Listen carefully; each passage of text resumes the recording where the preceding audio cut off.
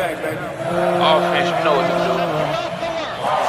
It's football time in Tennessee.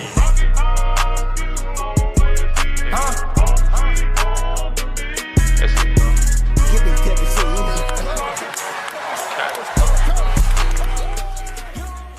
What's up, everybody? Welcome to the 1796 Sports Podcast. I'm your host, Norm Bavalfan, joined alongside Ryan, and we're here to talk about some Sweet 16 bound basketball teams, and one of them's not Kentucky. But anyway, so Tennessee played Texas earlier this week and ended up winning kind of an ugly game. I mean, defensively, it was great to see us hold them, to what we did, but it's still an ugly game in my eyes because you missed that many three-pointers. We should have won this game easily by double digits. And, but yeah, we're going to see Creighton on Friday at like 10 o'clock. It feels like, I don't know what scheduled time it is, but super late. But, Brian, what's your initial thoughts on this whole Texas game that we just played? Well, it's just like you said, one of the ugliest games that we've played all year, and we still came out with the win, which is literally all that matters. That doesn't matter. So as long as you're moving on, I'm happy. But we literally, this is never been done. No team has shot this bad, has shot this many threes and shot that poorly from the field, 3 of 25, and won the damn game. It's astounding. So when you win a game despite shooting that horribly, I think you got to be confident for the next round because it's almost statistically impossible to do that again. Yeah, and just like you said, I mean, when it comes to March, it don't matter if you win by a point. You win, you advance, and that's it. Get to the next round. That's all it's about. Not about stats, not about, whatever. If you miss 30 free throws but still win the game, yeah, talk about it in the locker room after, but that's it. You survive in advance and you get to the next round. And I mean, even Creighton, the team we're about to play, I mean, they did that against Oregon. And same thing with Houston. It's just survive and advance. But I mean, you cannot, especially again, to me, in my opinion, you can play the same defense. I mean, Creighton's a lot more talented, in my opinion, than Texas is. And you cannot be shooting that bad, which I don't think they will. I mean, usually when you have a game like that, the next one is a lot better. So one can only hope. Please, for the love of God, don't shoot that bad again because it's like you said, I think Creighton, if we shoot that bad, will beat us by 15 to 20 points. So, but the good news is that shooting performance is what has sent Tennessee home in the last two tournaments. Mm-hmm. Absolutely. But this team was able to overcome it. So that's definitely a good sign. Another thing that I was thinking about is it's obviously lesser competition against St. Peter's on Thursday in the first round game, but we scored 83 points and kind of coasted to the end with about 8 minutes left. So we really could have scored 100 if we wanted to, but that would have been silly. Got to get those freshmen in there and give your starters a rest. But it's just when you have a team that's this versatile, they can score above 80, sometimes even 90, like we've seen this year, and they can root around in the mud like feral hogs and win a game. It really bodes well for next weekend. Oh yeah, absolutely. And like you said, it's I feel like we haven't seen, other than the St. Peter's game, and like you said, I mean, a lesser opponent, but we haven't had a lot of games where we had a dominant offensive performance and the stellar defense. The only game I could think about is when A&M came to Knoxville. Yeah, that one or the Vanderbilt game in Knoxville. That's about the only two that I could think of. Right. So it's like, can we just get one more? But like we said before, I'd rather survive in advance. And that's really all that matters. You just need to win. Now we're going to Detroit. I don't even know where Creighton is. Where is Creighton? I think it's in the Midwest. Oh, it's in Omaha. It's in Omaha. Yeah. So, I mean, realistically, our fans should probably be there in more of a force. I wouldn't say, better than Creighton, because Creighton, I mean, that's all they have is their basketball program. So, but McDermott's definitely going to be ready for this one, but I think our boys are going to be ready. But going back to the Texas game, Jonas Adu and Dalton Connect, what clutch free throws at the end of the game, man.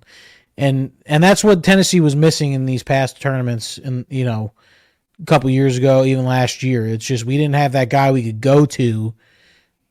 And we were even missing Zakai last year. So having the SEC Defensive Player of the Year and the SEC Player of the Year on your team this year is huge for us coming up in this tournament. Yeah. I mean, it's a good idea, Jim, to talk about some good things from the last game. Besides that, we won. Amazing defense by Ziegler, Meshack, Josiah Jordan-James. Hell, even Jordan Gainey played awesome defense. And Vescovy, who is now Tennessee's all-time still leader, also came through with awesome defense. I mean, Texas has some good guards now, and when we stifled them. Oh, yeah. I mean, that's the thing about, and we'll talk about it when we talk about Creighton, but I mean, when you have to worry about Zakai guarding you, man, it's hard to get open. The kid's like a gnat. He's never like off you. He never slows down.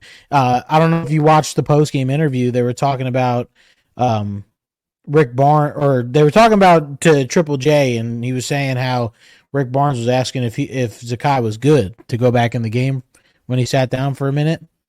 And Zakai gave him a smart kind of comment and said, "Of course I'm ready." Like, the kid he never stops. Never stops. He can play 40 minutes, no problem. And that's going to be huge coming up at the end of the season. Yeah, I think, like you just said, whoever's guarding Shireman for Creighton, whether it be Meshack, whether it be Ziegler, whether it be Vescovy, Gainey, Josiah Jordan-James, I feel good about all of them guarding him. I mean, actually, I wouldn't feel good about Ziegler guarding him because he's 6'7". So you'll probably see Meshack and Josiah check him for the most part. But, I mean, I just don't know if Creighton, can overcome what we bring defensively. I mean, they obviously rely on the three. So, well, they shot what, like 40-something threes against Oregon? Yeah. And they made 15 of them. So I'm gonna tell you, I'm you know what? Screw it. We're hopping into the Creighton talk because I mean that's really all that matters. I'm telling you right now, the X factor of this game is our bigs. If you can keep their big, what's his name? What's their center's name? They all have like similar names. It's some goofy white dude. Hey, goofy or not, he's good. Kalkbrenner. My thing is, we have the guards to stop their guards. I don't care what the press is feeding everybody. We have the guards that can stop their guards, no problem. It's just, to me, if you can control Kalkbrenner, which we have a 7-footer named Jonas Adu that could do it, and you have a Waka that could do it. It's just you gotta stay out of foul trouble. And that's one thing Creighton's really good at is they don't foul. They do not. Very rarely. I think Oregon got to the free throw line like 4 times, and it was like in the last 3 minutes of the game. Yeah, well, they can't afford to foul because they go like 6 deep. Did you see the stat where Creighton had 4 players who played every single minute against Oregon? Yeah, they had Kalkbrenner, Shireman. What's the other guard's name? Because I know they have 2 good guards. If I'm right, Ashworth, maybe is that his name? Either way, but you're right. You had so many guys playing 50 minutes. Alexander 50 minutes, Shireman 50 minutes, Ashworth 42 minutes, Kalkbrenner 49 minutes.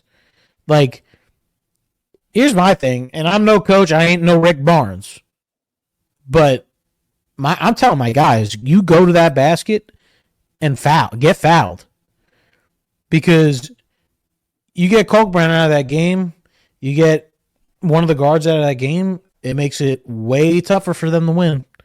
You know, just like you said.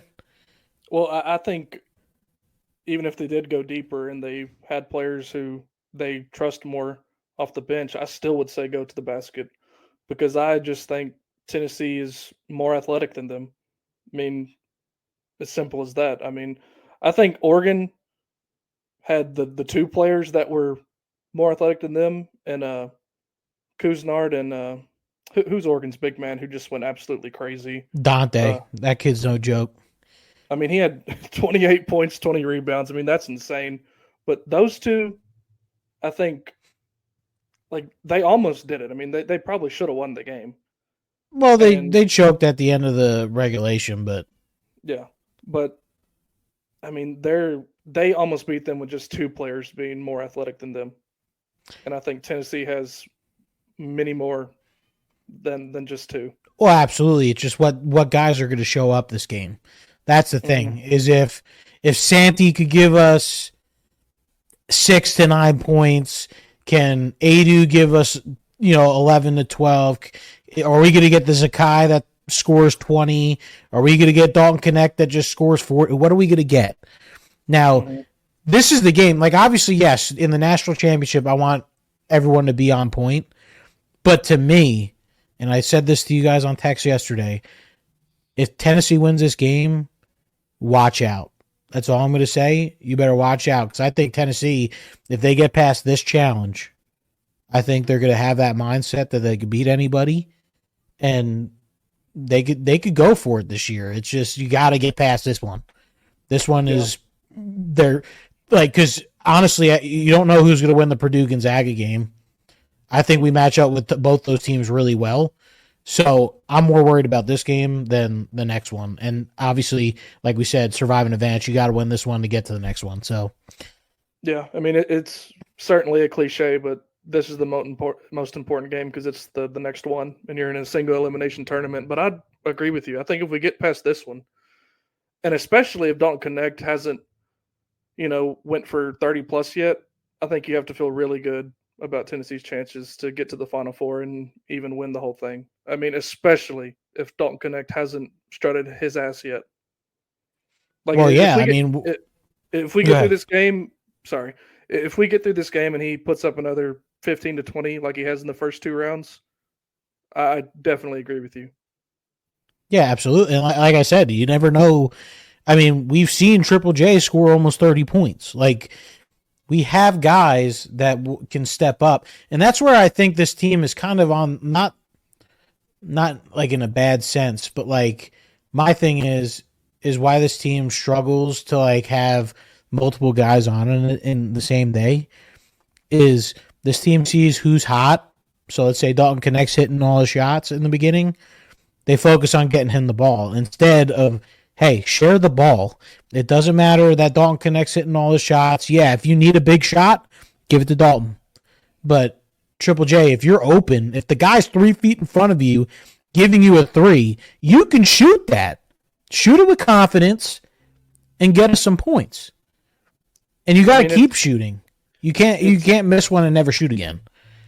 It's crucial that if he has an open look, however much further we go, that he takes it, because it just frees everything up that much more. Well, yeah, we've seen it. We've seen when this offense is kicking. If Santi hits his first three, then Creighton's got to think, okay, well, we can't leave him open. Mm-hmm. And then, Dalton hits one. Obviously, they know they have to cover Dalton. But if Zakai's hitting his shots, then you're like, okay, now we can't double Dalton, because if we double Dalton, he's just going to dish it out to the three other guys that could shoot the three. And oh my God, I'm telling you, I'm giving the freebie of my little candle manifestation tweet. Jordan Gainey is my guy. I think if Jordan Gainey shoots lights out, I'm not asking for 20 points, but I think if Jordan Gainey is hitting his shot that game, watch out, because I guarantee you, maybe not in the beginning of the game, but once Dalton gets a little thing going, they're going to start doubling. They proved it against Oregon. Once Kusnart started hitting all his shots, they said, okay, we're going to double him. And, take him away. But that's the thing about Tennessee, and the difference between them and Oregon is we have so many guys that can score that you just can't. And that's where we match up really well against Creighton. Everyone's saying, oh, Creighton this, Creighton that. Tennessee's got Adu. They got Awaka. That could guard Kalkbrenner. We have all the guards that could shoot. We play elite defense. Tennessee should be the favorites in this game, regardless. They are. They're 2.5 point favorites. Yeah, and I think that's still low. I think Tennessee is way better than that. Now, I'm not saying we're going to blow them out of the water. This is going to be a really good game. Creighton can obviously win this game. They've been here before, and they won it because they lost in the Elite Eight last year. Mm-hmm. So they don't want to do that again. And this is their last hoorah, I think, for most of them.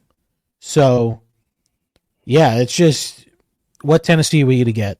That we cannot have the Tennessee that played against Texas, because look at the Oregon game that they're not going to stay cold all game. They're going to hit their shots. So we need the Tennessee offense that we know we could do. Mm-hmm. I think you made a good point there, Jim, about how as soon as Creighton saw Cousinard and Dante were, dominating them, one or the other, they had to double them. And I think that goes back to what I said earlier. They're rarely more athletic than the team they're playing. They just play as a team. So when somebody's busting their ass, they have to double them because they can't guard them one-on-one. So I think this has the potential to be a Dalton Connect show and an Adu show. It's like you said, we have a lot of people who can score. I think it has the potential to be that. And we'll see that. Go ahead. And you were talking about 3-point shooting for us, but if we can limit their 3-point shooting, I think Tennessee could win by 10 to 15, because I just don't think they are physical enough to hang with us if they're not hitting their shots from the outside. Well, that's the thing about this Tennessee team is, we'll talk about Creighton. Creighton, man, and they said it during the press conference, and the players do it, they say it as well, is they're not there for the one guy to do good or whatever. They are sharing the ball, and they don't care who's scoring. They just they're playing to win. And that's a Tennessee we need on Friday. Mm-hmm. And, we'll see. I'm fairly confident. It's just we can't be shooting 1 for 24 from 3. We can't. I really don't think that's going to happen again. I just do not see that happening. I mean, it's just a lot of the shots we shot. I know you said you only got to listen to most of the game because you were at the baseball game on Saturday, but a lot of them were like halfway down and then jumped out. Now that there were some that were nowhere close, but at least half of them were like halfway down, just rimmed out. I think the luck will be back on our side in this one. And if we back it up with another stellar defensive performance, I think the Vols are moving on. Yeah, I mean, I agree for sure.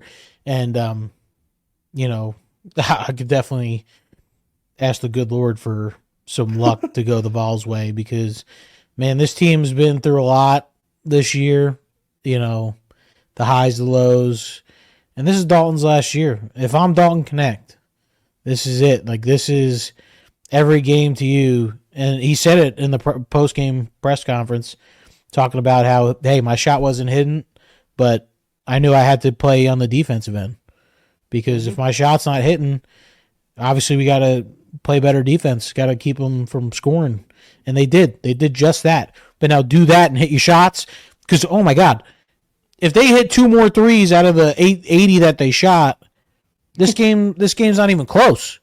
Like it would have been probably a 10 to 15 point win.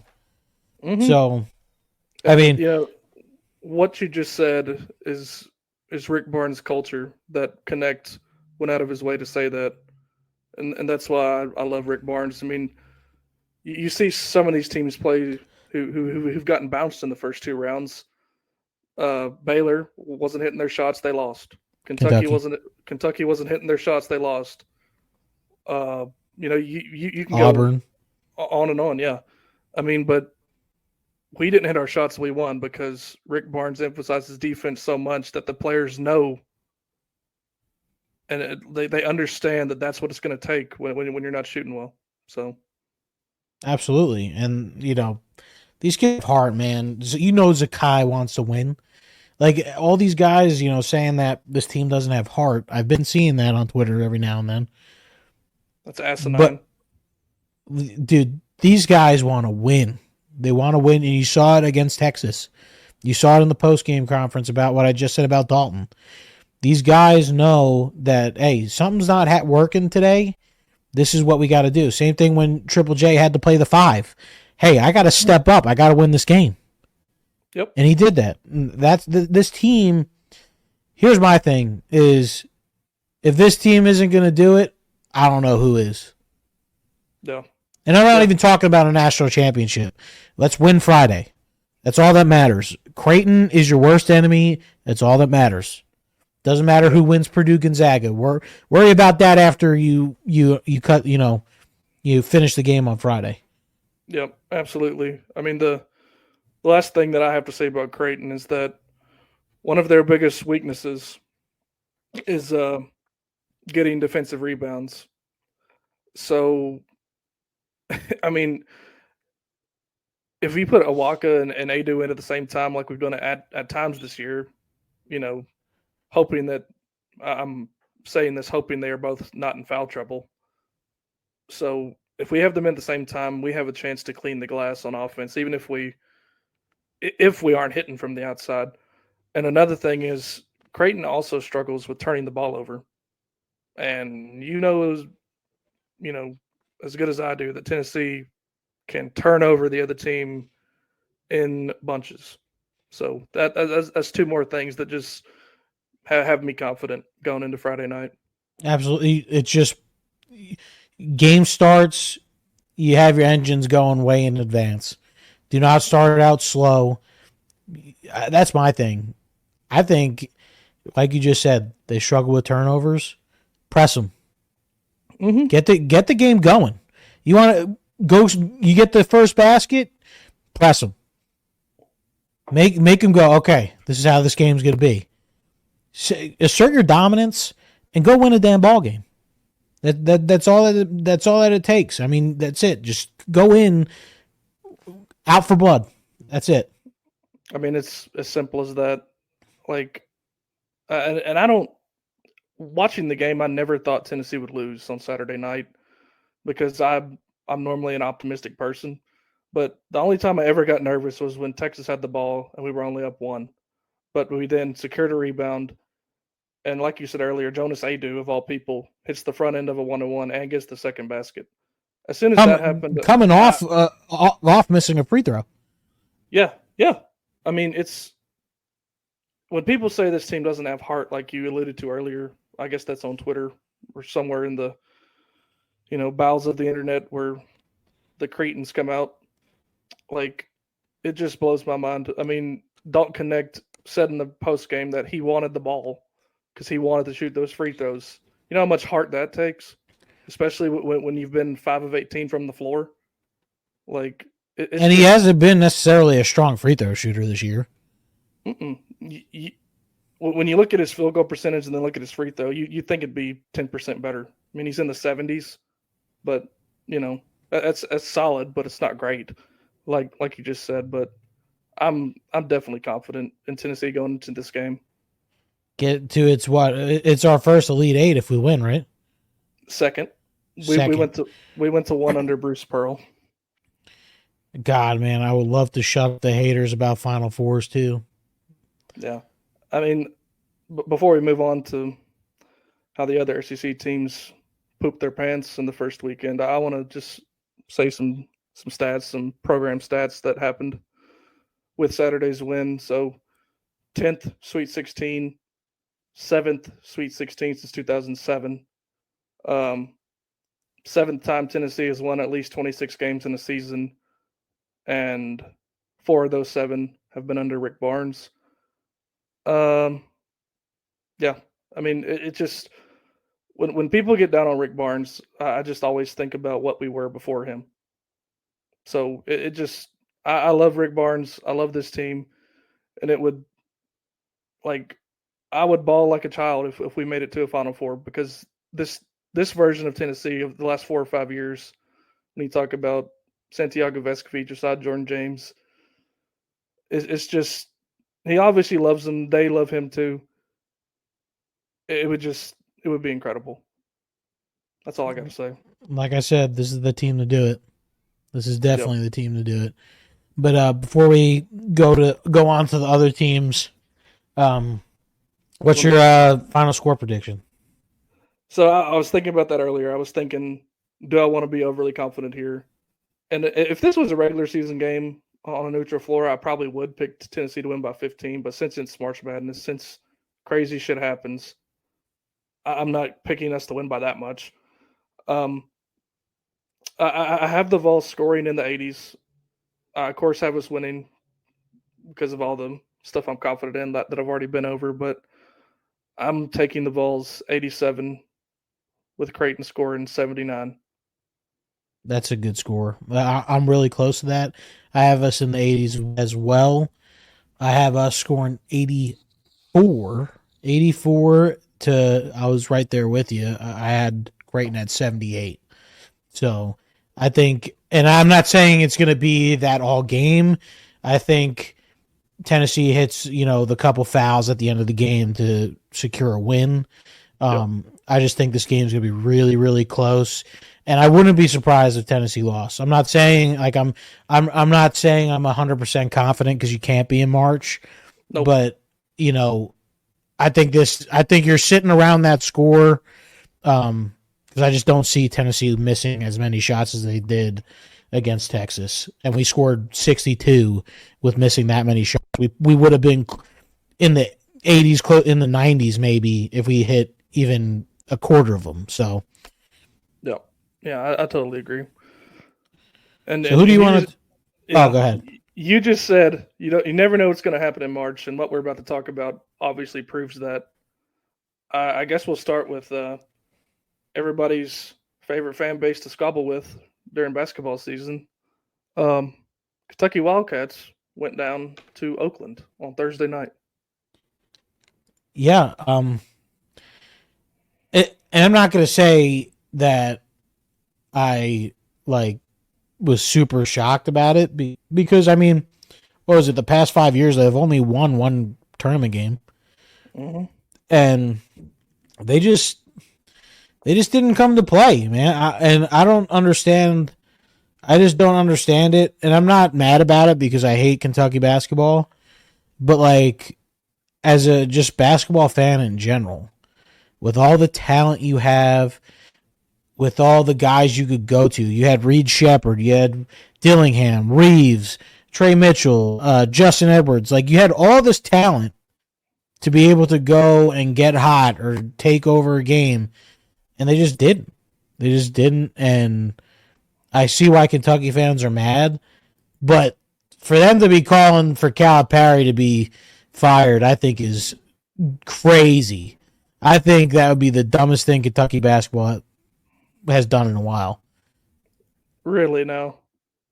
Oh yeah, I just think with the expectations at Kentucky and having won one tournament game in the last 5 years, I mean, the fan base who loves to, screw with us. I mean, me and you saw it firsthand walking on the damn street in Nashville after we lost. We won more tournament games in the last 2 days and they won in the last 5 years. I mean, that has to chap their ass so hard. And I understand them being mad, but I also see your side of it where who could have predicted a 24-year-old in Jack Golke hitting 10 threes, a guy who'll probably be, at an accounting firm in 6 months. Like, it's just crazy. Yeah, no Like, offense to him. No offense to him. I mean, he even said it. Yeah, he said, I just beat a team full of NBA players, and I know I'm not going to the NBA. I mean, and this is why I think Calipari should be fired, and I don't have a problem with their fans thinking that. I mean, I'm sure you've seen it, Jim. The shot chart of him the entire year was like nothing but 3-pointers, and they let him get up 20 3-pointers. That's insane. Tennessee wouldn't have done that. Hell no. No. Tennessee has held a lot of teams this year, teams as a whole, to less than 23-pointers. And he got up 20. I mean, that's crazy. I mean, Yeah. I just, that's why I'm on Kentucky's side with wanting Calipari to be fired. Looking at it from a Kentucky fan's eyes, from a Tennessee fan's eyes, keep him for the next 10 years.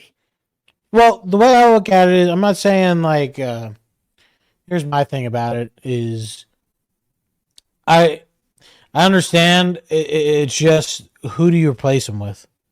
Like, yes, you could get almost anyone you want, but realistically, I don't think anyone from the SEC would go. I mean, even like I've seen people saying, "Oh, Bruce Pearl." Why would he leave Auburn? I mean, he's created such a good program over there. You never know. I don't know. I mean, money talks, but I just don't see it happening, especially with his buyout being like $35 million or whatever it is. Yeah, I mean, they just announced it, didn't they, that he was staying? Yeah, I think what Kentucky fans want to see is him change his entire approach with the one and done stuff, which I think. I mean, Jay Wright said it on Friday after Kentucky lost when they were just going over the previous day's games. Like, Jay Wright said that the one and done phase of college basketball is pretty much done with, because all you see now is older teams making the runs in the tournament. It's very rare that you see a team with 3, 4, sometimes even 5 one and dones make a significant run. So I think if he changes the approach, keep him, which I think he said today he's thinking about it. I don't know if he explicitly said he's not going to do that anymore, but it's just, I understand their frustration, but I also couldn't be happier about it. To hell with them. Yeah. Now, they weren't the only team to go down. I mean, the SEC was just, coming into it was arguably the toughest conference in college basketball this year, but they sure as heck didn't prove that going into this tournament. I guess we'll talk about Auburn next. Yeah, that was probably the second worst. I think it's the worst. I really think it's worse than Kentucky losing to Oakland, because Yale had to get a buzzer beater to even win their conference tournament. They got ass hammered by San Diego State yesterday. I mean, they had no business being in the second round, and Auburn missed 4 free throws down the stretch. They got stuffed twice at the rim in the last 10 seconds. Janai Broom got stuffed at the rim by a dude from Yale in the last 10 seconds with the game on the line. I find that way more inexcusable than a guy getting hot from 3. Yeah, I agree. I could definitely see where you're coming from with, being more surprised about that. I just, both of those teams, Kentucky and Auburn, should have easily won. Like, I thought Kentucky was going to walk in there and beat Oakland by 30. But because, they have the offense to do that. So it's just, I don't know. We'll see, though. I'm beyond shocked, what we saw from the SEC. I'm actually shocked that Alabama's even still in it. Yeah. I thought they were going to lose the Grand Canyon. Some of the performances make sense. I think I predicted it when we did our bracket last Sunday that I thought Michigan State would beat Mississippi State, and they did. I thought South Carolina obliterated them. I think me and you both said South Carolina would lose to Oregon, and that happened. Yep. Another surprising one, I mean, I think you were all over it, was Colorado beating Florida. I mean, anybody could have won that game. I mean, it was 102 to 100. I mean, that was probably, it's arguably the best game of the tournament so far. But it's, don't We get go me back wrong. to South Carolina though, real Yeah. quick. Frauds. They are. There's a reason why Miki or whatever his name is leaving. You guys are frauds, and you beat us. Congratulations, whatever. But fraudulent.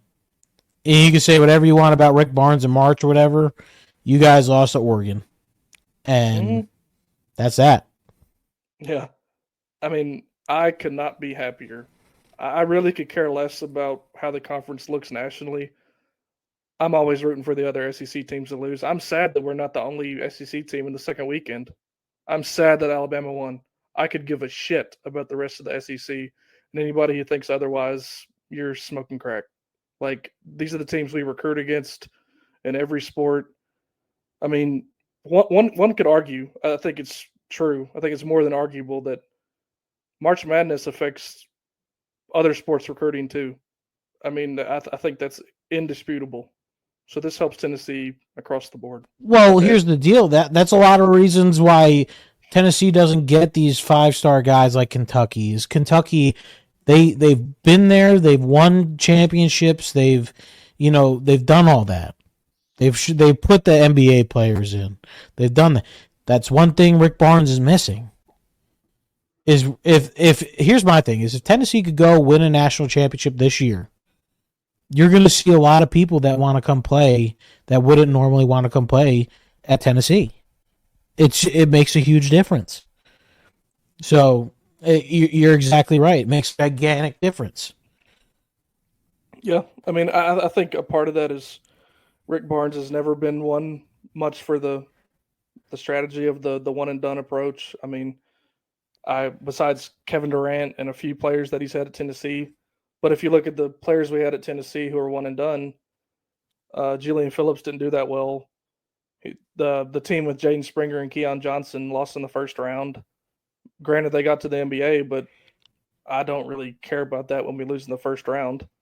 So, well, here, I mean, the story about Dalton Connect is what it's all about. He told Dalton, he said, "I'm not going to give you the money to come play here. If you want to come play here, you come play here." And I'm gonna and Dalton said, "Okay, you want and I want to be coached hard," and he knew he was getting that, and that's what Rick Barnes wants, and that's the thing about a lot of fans is that they don't know that about Rick Barnes, because at first I was always like, man, why isn't Tennessee getting those 5 stars? Why are they not going after a Cooper Flag or all these hot shots coming into college basketball? Rick Barnes wants a guy that's going to play defense first, and he's not about himself. Yep. I think it really is simple as that. And I forgot one in Kennedy Chandler. It was awesome. He's probably my favorite one and done that Rick Barnes has had by a long shot. And that team lost in the round of 32 because of a similar shooting night that we had on Saturday. So I think when Rick Barnes is not the type of guy to build a program around one and dones, and that's part of the reason I love him. I mean, you get to see these players progress, you get to see them get better, and you get to see him really buy into the culture of what he does. So, and I think the transfer portal really helped Rick because he's not going after like 8 guys coming out of the portal. He's not, doing all that, but he got his guy Dalton Connect. He got Jordan Gainey. He filled the pieces with guys that were off people's radar. But, he told, like I said, I just told you Dalton's story. Like he gets the guys that are going to play hard and be about the team first. And that's huge. And that's the reason why there's a bunch of guys coming out of the portal averaging 20 a night, do this and that. Everyone's like, oh, Tennessee, next Dalton Connect. Not if he's coming to just go score points. That's not what. That's why Rick Barnes ain't calling him. And a lot people can get mad at that all they want, but I'd rather have the guy like a Meshack or a Sakai or Adu, like Triple J, Santi.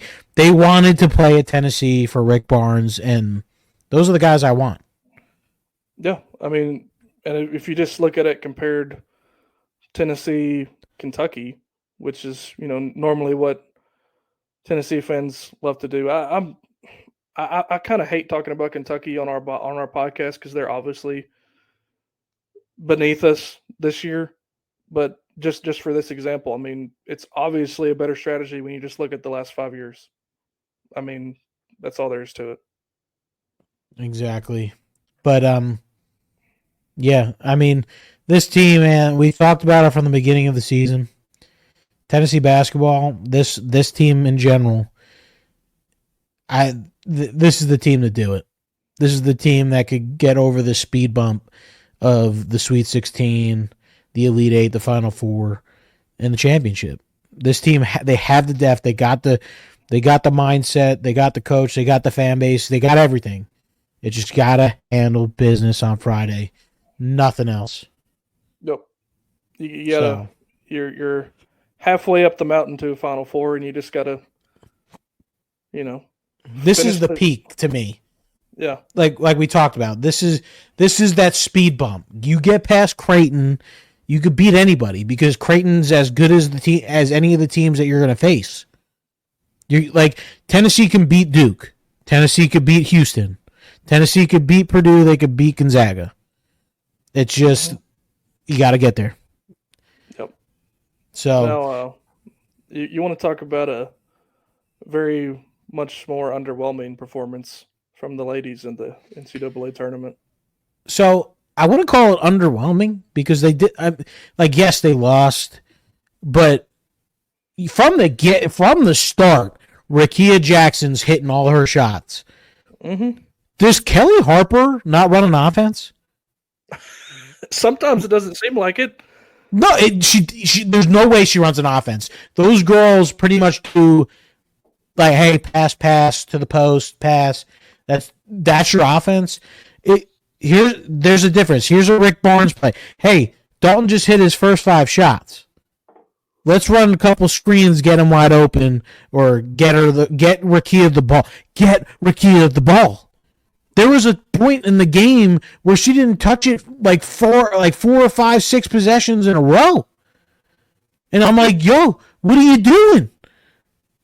It's inexcusable. I mean, when you have a player who literally scored 14 of our first 17 points, and then she scores 33 in the game. Yeah, she scores. She should have scored 40. She had nearly half our points. I'm dumb. No one else was on. You see all the shots Darby was putting up and Puckett, they did not going in. You have Powell shooting threes. It's like, come on now. I mean, the saddest thing to me about it is that Kelly Harper was at NC State for 3 years. Did so piss poor there that they fired her. Mm-hmm. She bounces around until she gets back to Tennessee 5 years ago, and now NC State beats them in the tournament. And if has it been that long for Kelly? Yeah, this is her 5th year. Get her out of here. Get her out. I mean, I totally agree. I mean, and if you watch the broadcast, you know that NC State's coach was like a mentor to her and her husband as coaches at Chattanooga. Oh my God! Sob. Yeah, I was just like, okay, like I just want to win the game. Can we please stop this? Like, they don't even schedule each other. They do scrimmage each other because it helps both. Like, just whatever. That was a cute little side story, but we lost the game, so I don't give a shit. There's still people defending her. That's insane. Here's what I have to say about the Lady Vols.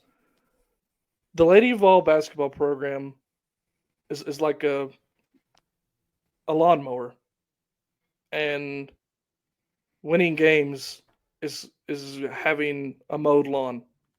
All you have to do is hop on the thing and start it. And for the last 5 years, Kelly Harper hasn't even filled it up with gas. I mean, it's just ridiculous. I mean, it's simple. It's a turnkey operation. It's like owning a laundromat All you have to do is open the door. Ryan, do me a favor. Tell me how many high school recruits we got. Last year, it'd be a big fat goose egg. 0. Zilch. Wow. And people don't think that's a problem. It's an obvious problem. That's the exact opposite of what Rick Barnes does. It's like you said, he goes to the portal to get to supplement. It's like what Bryce always says. You supplement from the portal, you build from high school recruiting. She's doing it the wrong way. And Rakia Jackson transfer, Joel Spear transfer. Like I don't like I don't understand how people can defend her. It just blows my mind. And getting to this point is, Dawn Staley, whatever her name is at South Carolina, her Mulkey, they're all getting ahead of the game to where you're going to have a coach come into Tennessee. That Tennessee's to that point where you're not the program like Pat Summitt created, obviously, and you're getting to where it's going to be a lot harder for you to go get athletes out of high school. And because they're going to be all the big athletes, all the big time recruits for girls basketball, they want to go to LSU, they want to go to South Carolina, they want to go to Iowa, they want to go to all these other different schools because Tennessee's been doing piss poor because of Kelly Harper not getting any high school recruits. I mean, it's just, and that's not the only thing. I mean, we've seen it in the South Carolina game. Hey, no one's covering that girl. The ref still has the ball. Call a timeout. Like, don't say, oh, that girl's never shot a 3. She's never going to hit that. She's never going to do it. And then cry on the sideline. You're a loser. Get her out. Pat Summitt is turning in her grave looking at these performances, especially when you have a girl like Rakia.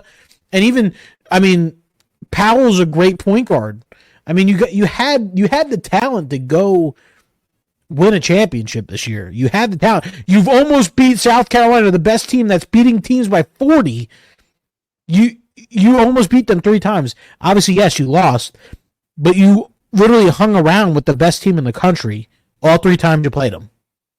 Mm-hmm. I mean, if Tennessee, like I said earlier, if the Lady Vol basketball program is a lawnmower, South Carolina and LSU now are John Deere's with bush hogs attached to them. I mean, they've passed us. I think that ship has sailed. We have a lot of damn work to do. I mean, it's crazy. And I'm going to say this right now that the season's over, it's Danny White's fault until she's fired. I would not be shocked. And Danny White, man, we're not giving you any hate. I know you're probably never going to hear this, but you have done so much for this school, and Lady Vols have been one of the key other than football and all that, until Tony Vitello revised the baseball program. All that.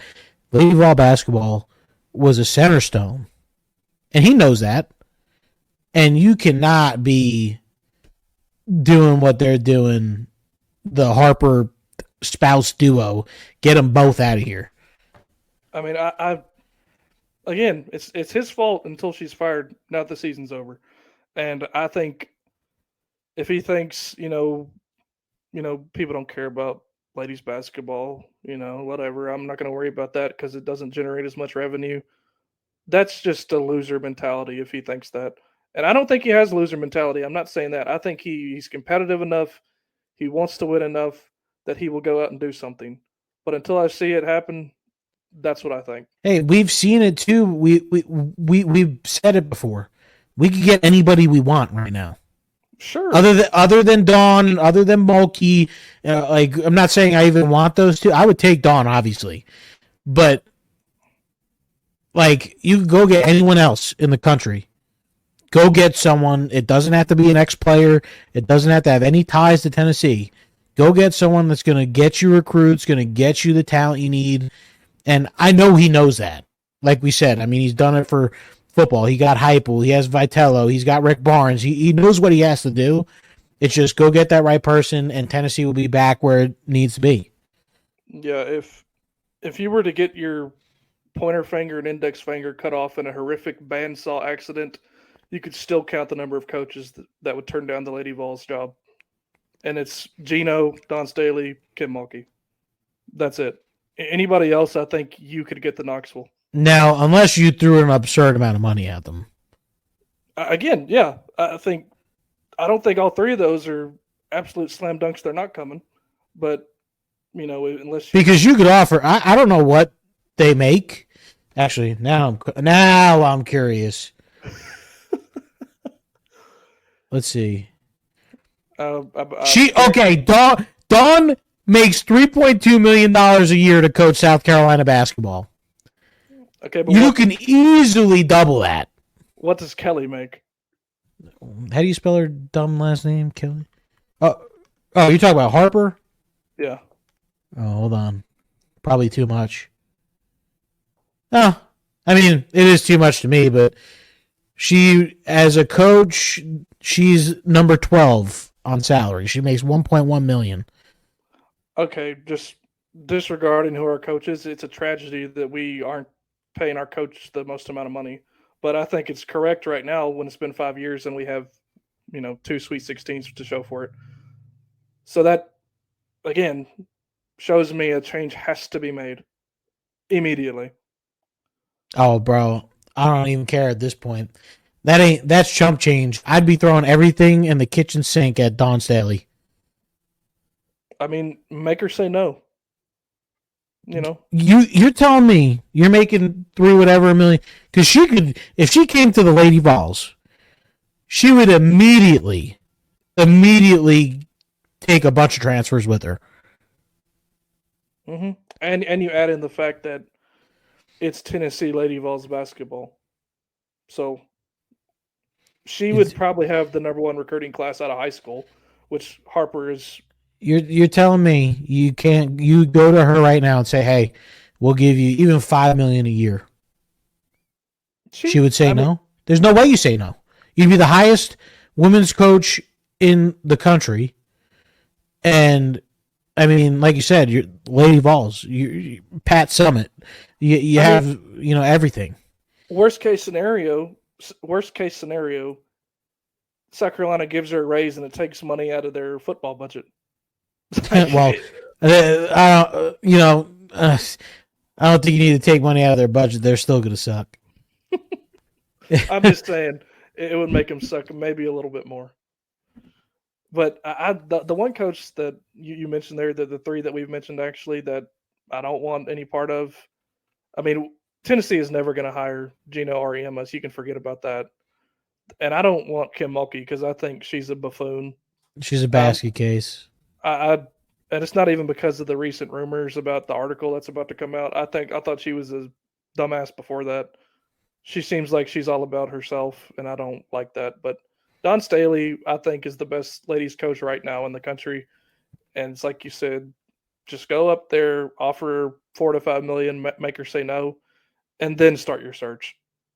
Yeah, because you got plenty of talent. I mean, there's plenty of people I could see as the coach. It's just, how do you not go after a coach like that? That's like saying you wouldn't, like, obviously Nick Saban was never going to leave Alabama, but that's like saying, like, oh, I'm not going to go talk to him because he's not going to do it. It's like, if you go offer her an insane amount of money that, I'm sure if you offered her $6 million, South Carolina would say, whoa, we'll give you $6 million. Relax. But I mean, why not? But anyways, we're already an hour deep. Let's talk about baseball real quick, and then we'll head out. But baseball won a series this weekend against a good Ole Miss team. Let me tell you something. I was at the game Saturday, at the game Sunday. Two different teams. And baseball is baseball. I mean, there's going to be games where you just can't get on base. You can't, do whatever. But they had the opportunity to win Saturday. They came back, took the lead. Tony Vitello, great coach. I never want anything to happen to him. Sexy guy, all that. But, man, the only thing he does wrong is he leaves guys in just a hair too long. Yep. And that's what lost us the game, man. And AJ Russell, man, he pitched great. But you left him in a little bit too long. And that's that. I think the one thing you could say about Tony Vitello at all, the only gripe that you should have about him is that it's just what you just said. The bullpen management when it comes to late in the game leaves a lot to be desired, because we lost the series at Alabama due to that, and we didn't sweep Ole Miss because of that. We could very easily be 5-1 in conference play right now if Tony presses the right buttons. But it's like you said, it's baseball. Shit happens. Oh, we did way worse last year where we're at now. So, I mean, we got swept by Missouri last year. But when you have a guy like Dalton Bargo come off the bench, ice cold, ice in his veins, and he gets a nice little hit, gets you the lead going into the ninth, and you just left him in a hair too long. Yep. So, but yeah, other than that, baseball team played really well, hit a lot of home runs. This team is so dangerous from 1 to 9. I mean, this team, the fact that you're putting up 15, they scored, 35? Yeah, 35 runs against their maybe 11 or 12. I mean, when you're doing that, I mean, it's hard to beat you. But yeah, I don't think, I mean, I've already said the gripe, but you can't complain too much when you have 2 run rule victories, and it's the game of baseball. Yeah, take a 4-hour drive to Knoxville to just be there for an hour and a half. Yeah. Yep. Thanks, Billy Amick and Blake Burke for hitting all these home runs, but let me enjoy it a little bit, I'm sure it was fun watching them fly out. Oh, dude, it's a blast. Honestly, if I was a little bit closer, I'm still trying to bribe my wife to move a lot closer to Knoxville, but I don't make that kind of money to where I could just bribe her like that. Plus, she's in charge of the finances. The whole deal. But anyway, but yeah, anything else about baseball? I know baseball's kind of last right now just because we're still in the March Madness thing.